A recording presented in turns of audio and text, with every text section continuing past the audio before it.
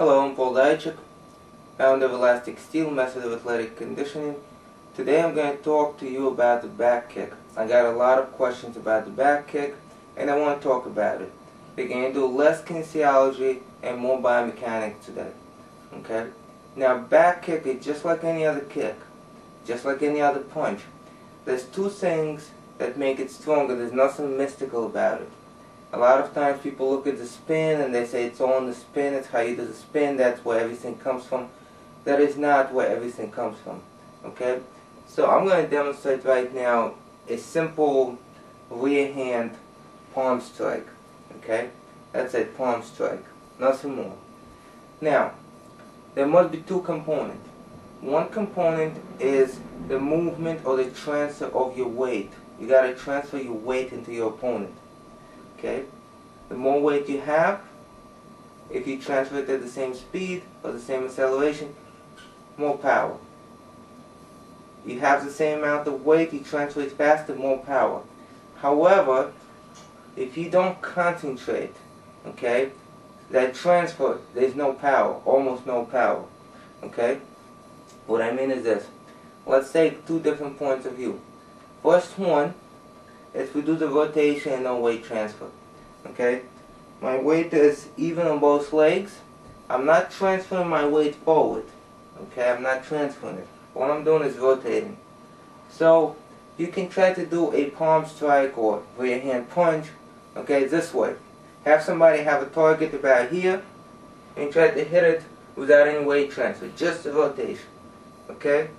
It doesn't matter how much you can snap the hips and move. You're not going to get a lot of power. Okay? You're not going to get a lot of power.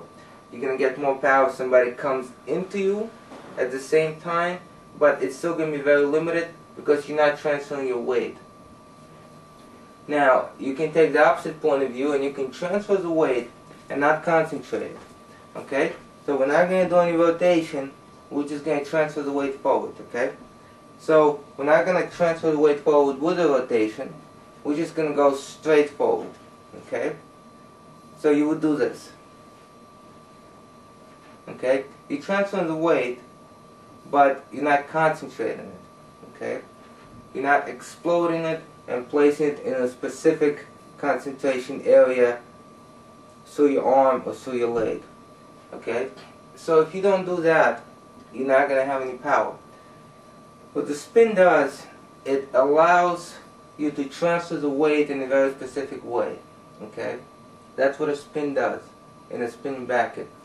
Now, I'm telling you right now, I'm not going to talk about the actual kick. There's YouTube videos and I have DVDs about different kicks and biomechanics and kinesiology of those kicks. That's not what I'm going to talk about. I'm going to talk about how to create power from that spin, from that whole thing that we call the spinning kick. Okay? Now, there's a number of ways that people do it. Sometimes you go high, sometimes you go low. Sometimes you go wide, sometimes you go narrow. Sometimes the target is a little bit closer to you, sometimes a little bit further. Okay? So, if a target usually is further, and I do not intend to go high, I need to go low, I need to make it short and quick, I'm going to transfer my hips from here. I'm doing the right leg. So I'm going to transfer my hips into it. Okay? Why? Because I want my weight to already lean in, so when the kick comes, my weight sort of follows. Okay? Am I pushing off this leg? I'm always going to be pushing off this leg. But not too much, because my main point is to start shifting my weight. Now this happens very fast, and I'm going to break down a kick. I'm going to show you a kick, and I'm going to break it down step by step, very slowly, slow motion. You can see how that's happening. Okay? So that's one option. The weight sort of comes in, and a lot of people do that. They sort of go boom. Okay? Now the other option is to actually stay with a straight leg. For different situation, people use different things. Stay with a straight leg and push off. Okay? So in very slow motion, you're going to notice quick push off. Doesn't look like the leg extended, but it does. Okay? To get complete push off. and then you go into the target. Okay, I'm going to demonstrate that to the other direction. So, here, I can either shift my weight in and go boom, or I can stay a little bit higher and push off. And somebody who intends to go a little bit further or intends to go a little bit higher, like maybe Hapu, that will take that variation. Okay?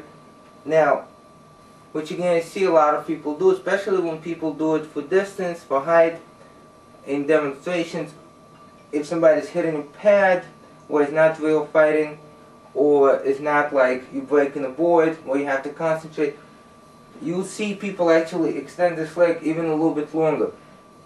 Okay, what that does, it allows your body to go in more without falling down. Okay, because this leg sort of counterbalances for a split second.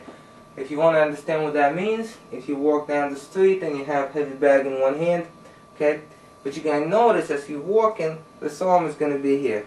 Okay, sort of a counterbalance. This is what this leg does. You can't lean in too much, but if you sort of do this, and everything on this side, you can lean in more. If it's not here, you're going to fall. So it counterbalances. Okay, that little, like, few inches makes a big difference of how much weight you transfer. Okay? So, those are the 2 points. Number 1, transfer the weight into the kick. Number 2, concentrate it. So that's what spin back kick does. Just like any other kick, any other punch. Okay, you transfer the weight, you concentrate it. There's always a little spin. Pretty much any kick, any punch has a spin. Even a front leg roundhouse will have a little bit of a hip sort of movement into it. Okay, even a front leg roundhouse, you might think that it's just that, just the leg kicking, but there will be a little bit of whip action there to concentrate that weight going forward. Okay? Now I'm going to show you just one exercise to improve your spin back kick. Okay, just one exercise. This exercise focuses on the pushing leg. Okay? How do you get your weight into the target? Okay, how do you do that? Well, you get that weight with this leg. Okay, it doesn't matter if you bring the weight in this way or you push up higher, you still need this leg to do the kick. Okay, this leg right here, this leg, the rear leg, pushes your body into the target. Okay, pushes your weight. Okay, so resistance band, placing it around your hip area, right here. Okay, your hip area. You can attach it to something, or you can have somebody hold it. Okay, you have somebody hold it.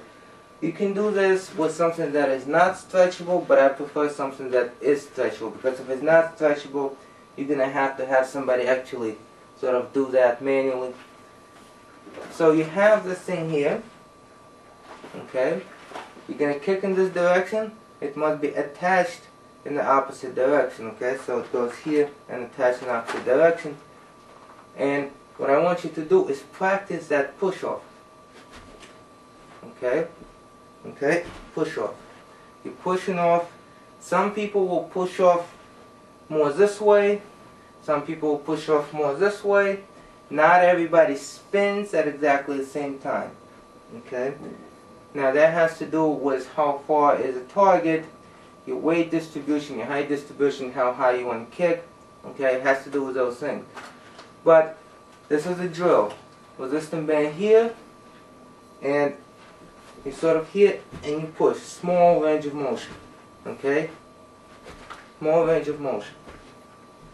That's what you're going to practice. I'm going to take a video now, and I'm going to break it down piece by piece, and you're going to see what's going on. I want to thank in advance Micah from Kwonkicker for giving me this video to analyze, and he has great kicks. You can see it at Kwonkicker account on YouTube.